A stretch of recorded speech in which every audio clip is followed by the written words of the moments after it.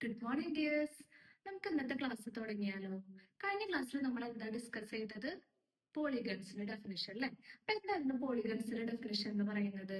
Polygon എന്ന് പറയണമെങ്കിൽ എന്തായിരിക്കണം? ഒരു ക്ലോസ്ഡ് ഫിഗർ ആയിരിക്കണം. അതുപോലെ അത് ജോയിൻ ചെയ്തിരിക്കുന്നത് സ്ട്രെയിറ്റ് ലൈൻ കൊണ്ടായിരിക്കണം അല്ലെ? പിന്നെ എന്തായിരിക്കണം? മിനിമം 3 സൈഡ്സ് എങ്കിലും വേണം.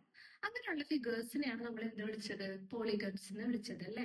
അപ്പൊ പോളിഗൺസ് നോക്കി, പോളിഗൺസിന്റെ ഡെഫിനിഷൻ നോക്കി, അതുപോലെ തന്നെ എക്സാമ്പിളുകളും നമ്മൾ ഇന്നലെ നോക്കി. ഇനി നമുക്ക് പോളിഗൺസിനെ രണ്ടായിട്ട് തരംതിരിക്കാം. അത് നമുക്ക് നോക്കിയാലോ? അപ്പൊ പോളിഗൺസിനെ രണ്ടായിട്ട് എങ്ങനെയാണ് തരംതിരിക്കുന്നത്?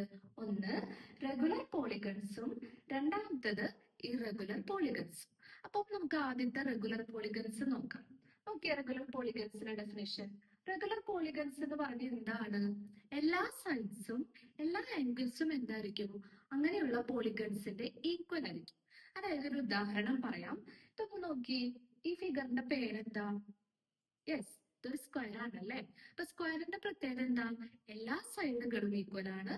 അതുപോലെ തന്നെ അതിന്റെ എല്ലാ ആംഗിളുകളും എത്രയായിരിക്കും? 90 ഡിഗ്രി ആയിരിക്കും അല്ലെ? അപ്പൊ അങ്ങനെ എല്ലാ സൈഡുകളും എല്ലാ ആംഗിളുകളും ഈക്വൽ ആയിട്ടുള്ള ഫിഗേഴ്സിനെയാണ് നമ്മൾ എന്ത് വിളിക്കുന്നത്? റെഗുലർ പോളിഗൺസ് എന്ന് വിളിക്കുന്നത്. ഓക്കെ ആണോ? ഓക്കെ. നെക്സ്റ്റ്, അപ്പൊ ഇറഗുലർ പോളിഗൺസ് എന്ന് പറഞ്ഞാൽ എന്തായിരിക്കും? അതെ, ഇറഗുലർ പോളിഗൺസ് എന്ന് പറഞ്ഞു കഴിഞ്ഞാൽ എല്ലാ സൈഡുകളും എല്ലാ ആംഗിളുകളും എന്തായിരിക്കണം എന്നില്ല? ഈക്വൽ ആവണം എന്നില്ല. പല പല ആംഗിൾസും പല സൈഡ് ലെങ്തുകളും വരും. ഒരു എക്സാമ്പിൾ നോക്കി. യെസ്, ഇതൊരു റെക്ടാങ്കിൾ അല്ലേ? റെക്ടാങ്കിളിന്റെ പ്രത്യേകത എന്താ? ഓപ്പോസിറ്റ് സൈഡുകൾ മാത്രമേ ഈക്വൽ ഉള്ളൂ അല്ലെ? അതിന്റെ അഡ്ജസന്റ് സൈഡുകൾ ഒരിക്കലും എന്താവില്ല? ഈക്വൽ ആവില്ല. പക്ഷേ അതിന്റെ ആംഗിൾസ് എന്തായിരിക്കും? എല്ലാം 90 ഡിഗ്രി ആയിരിക്കും. അപ്പൊ ആംഗിളുകൾ മാത്രം ഈക്വൽ ആയിട്ട് കാര്യമില്ല. അതിന്റെ സൈഡുകളും ആംഗിളുകളും ഒരുപോലെ ഈക്വൽ ആയാൽ മാത്രമേ നമ്മൾ എന്ത് വിളിക്കുള്ളൂ? അങ്ങനത്തെ ഫിഗേഴ്സിനെ റെഗുലർ പോളിഗൺസ് എന്ന് വിളിക്കും. സോ റെക്ടാങ്കിൾ എന്തല്ല? ഒരു റെഗുലർ പോളിഗൺ അല്ല. ടീച്ചർ കുറച്ച് എക്സാമ്പിളുകൾ കാണിക്കാം. ഇതിൽ ഏതാണ് റെഗുലർ, ഏതാണ് ഇറഗുലർ എന്ന് നിങ്ങൾ പറയൂ ട്ടോ. അപ്പൊ ആദ്യത്തെ പടം നോക്കി, ആദ്യത്തെ ഫിഗർ എന്താ കാണിക്കുന്നത്? യെസ്, അതൊരു ഐസോസിൽസ് ട്രയാങ്കിൾ ആണ് അല്ലെ? രണ്ട് ആംഗിളുകളും രണ്ട് സൈഡുകളും മാത്രമേ ഈക്വൽ ആയിട്ട് വരുന്നുള്ളൂ അല്ലെ? അപ്പൊ ഇതൊരു റെഗുലർ പോളിഗൺ ആണോ? അല്ല അല്ലെ? കാരണം എന്താ? എല്ലാ സൈഡും എല്ലാ ആംഗിളുകളും ഈക്വൽ ആയിട്ട് വരുന്നില്ല. അടുത്ത ഫിഗർ നോക്കി, ഇതെന്താ ഫിഗർ വരുന്നത്? യെസ്, ഇതൊരു എന്താണ്? കൈറ്റ് ആണ് അല്ലെ? അപ്പൊ കൈറ്റിന്റെ പ്രത്യേകത എന്താ?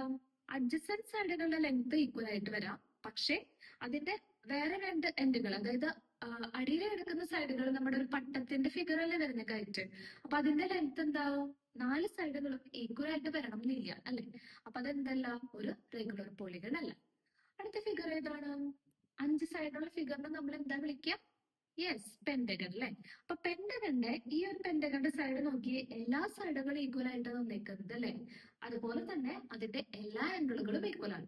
സോ അപ്പൊ ഇത് എന്ത് പോളിഗൺ ആണ്? റെഗുലർ പോളിഗൺ ആണ്. അപ്പൊ റെഗുലർ പോളിഗൺ എന്താണ്, ഇറഗുലർ പോളിഗൺ എന്താണെന്ന് എല്ലാവർക്കും മനസ്സിലായില്ലേ? ഓക്കെ, ഇനി ഇതിന്റെ കൂടുതൽ എക്സാമ്പിളുകൾ നമുക്ക് അടുത്ത ക്ലാസ്സിൽ ചെയ്യാം ട്ടോ.